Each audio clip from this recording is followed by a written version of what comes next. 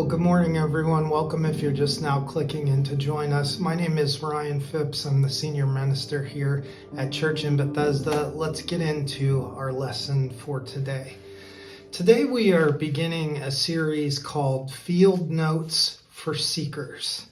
This series will address some questions that it seems every generation asks. Questions like, who or what is God? Which religion is the right religion? Why is there evil in the world? Why do bad things happen to good people? Why do good things happen to bad people? What happens after we die, etc., etc. We did our very best to make sure that we got a Field Notes notebook to you in the mail. If you didn't receive one from us, if you would email your address to office@churchinbethesda.org. Again, that's office@churchinbethesda.org.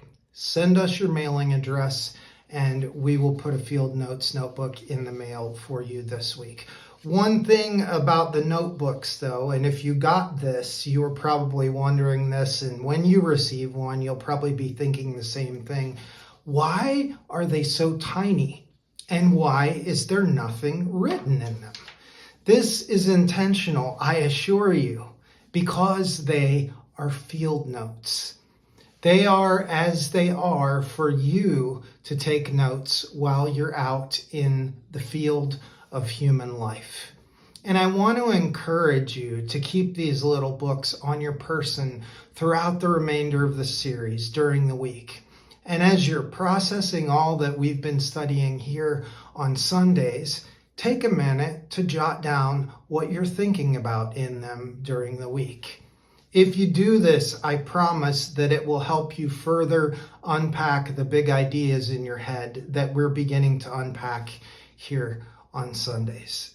Finally, in the very last Sunday of this series, we'll be doing a Q&A here, and we need you to submit your questions ahead of time so that I might attempt to answer them. You can also send those questions as they arise throughout this series to office@churchinbethesda.org. So if you have a question that keeps surfacing and it doesn't seem like we're addressing it, let us know. Now, today I want to begin our series by addressing perhaps the most essential batch of questions in this entire series. Questions about the existence of God. Does God exist? If so, who or what is God? Is God male or female? Is God personal or impersonal? Does God have tastes and preferences and opinions? Is God good? Is God evil? Is God both good and evil? These are just a few of the many questions, and I imagine that we have others. I certainly do too. But I want to start today by asking you to write something down in your Field Notes notebooks. Here's what I want you to write. Week 1, semicolon. God is that in which all that exists exists. Again, God is that in which all that exists exists. Scripture speaks of God this way, but it's easy to overlook with all of the stories and lessons and metaphors, and particularly the way that we were raised to think of God in the homes that we grew up in. But one such passage that speaks of God in this way is found in the 17th chapter of the book of Acts in the New Testament. And here in this story, the Apostle Paul is addressing a group of philosophers in the city of Athens at a place called the Areopagus. And they are questioning him about his beliefs. And the passage says this.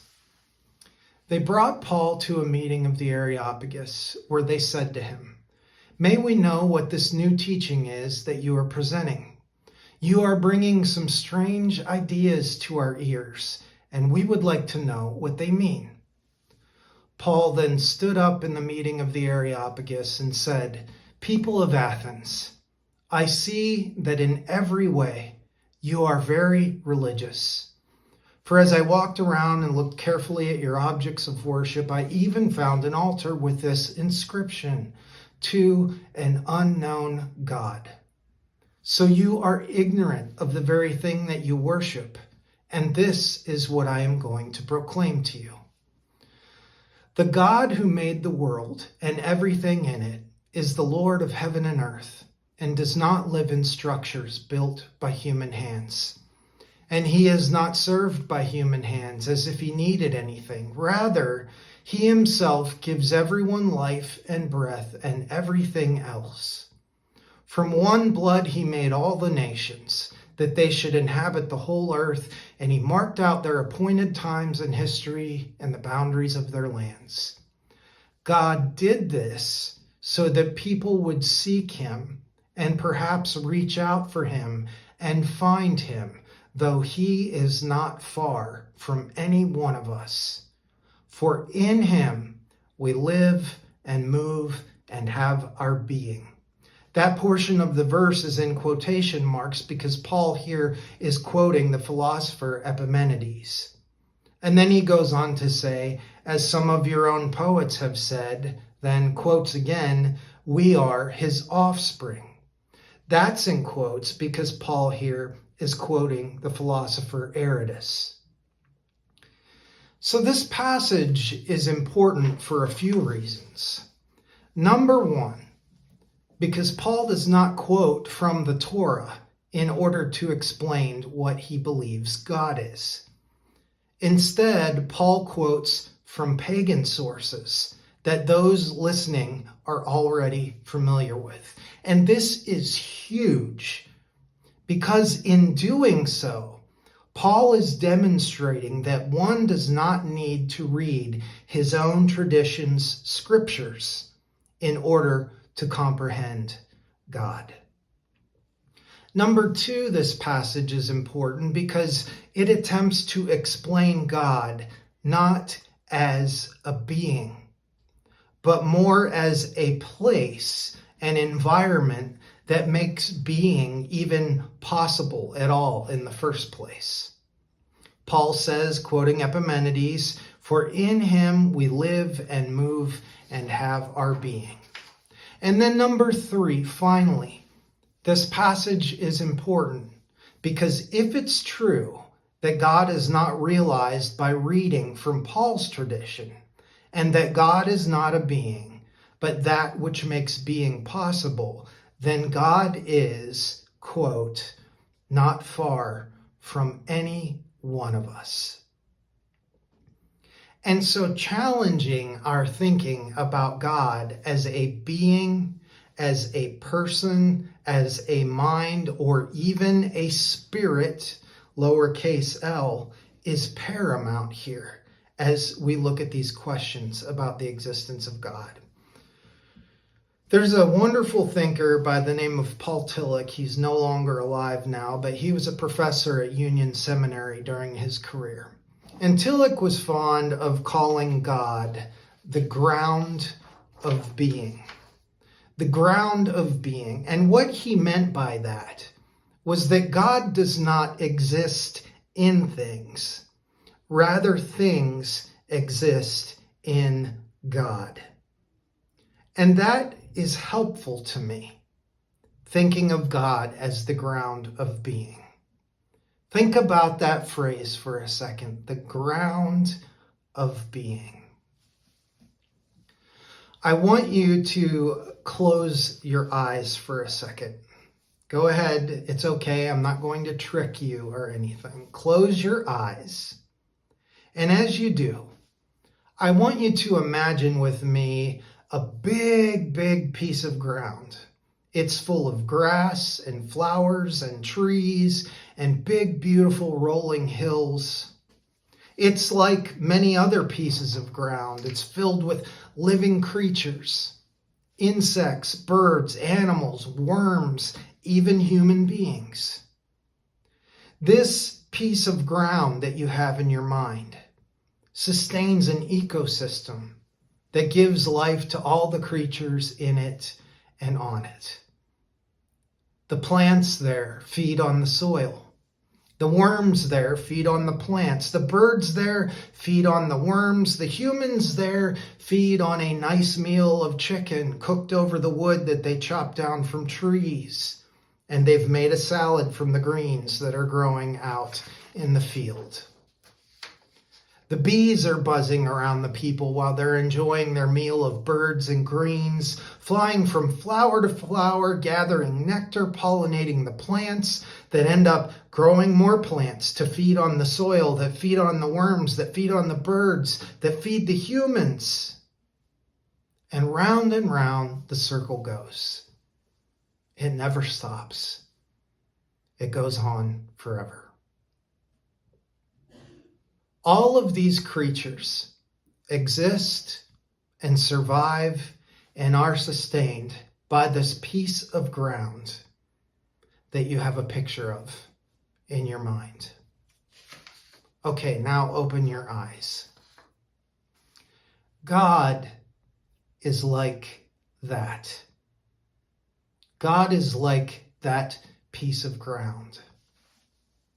This ground has no opinions or preferences. It doesn't play favorites. It's not personal. It doesn't pick and choose which species get to survive and how they go on about their surviving. It simply offers itself as an environment where creatures and things can grow and live and age and die and live again.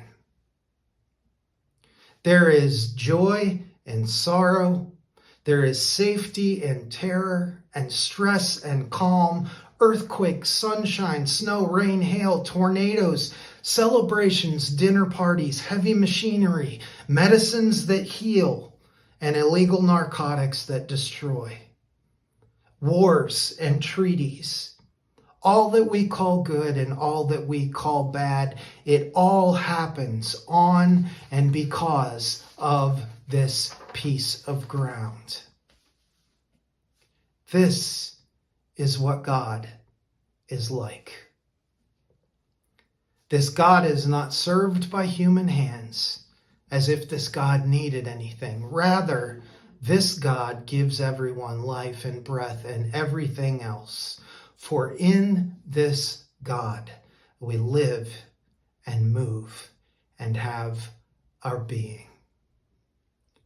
And if this is true, then it means that your very worst enemy, the person who lied to you and lied about you, the person who took advantage of you and takes advantage of you, the person who says that all that you think and all that you believe is skewed and distorted and that you can't see the world as you should, it means that even this person is alive by the same agency as you are.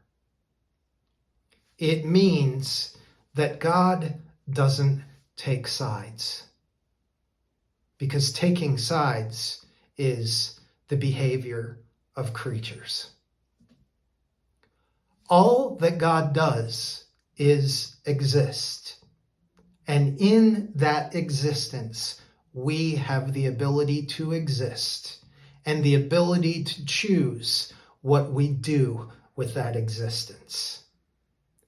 We choose what we believe is right or wrong. We choose who is in and who is out. We determine which religion we think is the most correct. We make discriminations. God doesn't do it. The creatures do. We do. God just is. And this is where we must start. And this is where we must revisit again and again as the launch pad of our thinking when it comes to God. Because if we don't start here, we will only ever find ourselves believing in a God that coincidentally confirms all of our biases. We must come back to this again and again. God is that in which all that exists, exists. period. Now, can we grow from here? Can we elaborate from here? Yes. But we have to have our feet on the ground. Capital G. And you might be thinking, well, but what about Jesus? What about Christianity? What about my Bible? Are those things not important? Yes, of course they are.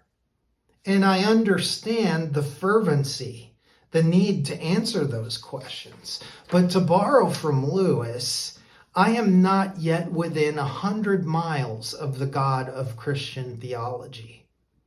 All I have got to is a something, capital S. And we will get into some of those questions in the coming weeks, but we can't start with them. We must start with that which makes a world where people are asking questions like that even possible. And so that is where I would like us to stop for today. Even if it leaves us feeling a little unsettled, it's okay. The world will keep turning. The sun will rise and set tomorrow, even in our unsettledness. So this week, as you go out into your life and all that your life brings, remember that God is that in which all that exists, exists. Even you. Let that vex you. Let that trouble you. Let that free you. Let that strengthen you and encourage you. It should do all of those things if you take it to heart deeply enough. It's all part of living a life that is rooted in reality rather than fantasy. As we move into a time of reflection now, I want to invite you to just let all of that slosh around in your head for a minute. And as you do, I want you to begin to open your heart and your mind to the idea that maybe you don't have all the answers. Maybe I don't have all the answers. Maybe we don't have all of this figured out. And perhaps this week you might go out into your life with that posture, a posture of seeking, a posture of wonder, a posture of awe. And maybe we'll see some things about our lives and our beliefs and our relationships that we never have before.